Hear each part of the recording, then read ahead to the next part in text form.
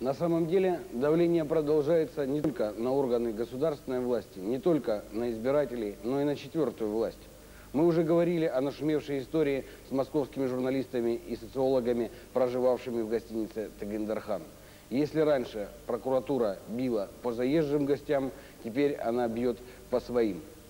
За владельцем газеты «Виктория Пресс» Александром Глотовым пришли не сразу. Интерес к известному в Якутии журналисту и издателю силовые структуры решили проявить еще в сентябре, до начала официальной предвыборной кампании в республике. Звонила налоговая полиция, звонила прокуратура. И причем приносили вот повестки, вы понимаете, вот без печати. Или там по телефону подойдите, или еще что-то. Вот этот наезд продолжается вот 2,5 месяца, пока идет предвыборная кампания. Затем были закрыты обе радиостанции, которыми руководит Глотов. Поводом послужили бюрократические проволочки в оформлении разрешения на установку более мощного передатчика.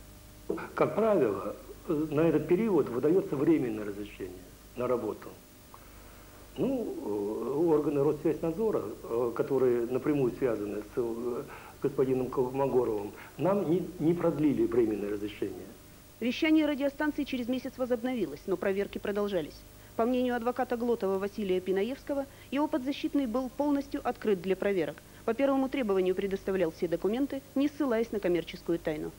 Однако 1 декабря Александр Глотов был задержан, его квартира и редакция «Виктории Пресс» обысканы. Это совпало с выходом в свет очередного номера его газеты.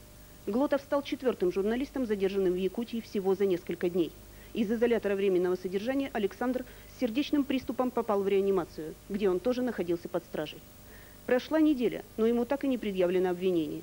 Сейчас издатель на свободе, но свобода это относительная. Он был вынужден дать подписку о невыезде. Чем же так напугала газета «Виктория Пресс» ответственных работников прокуратуры?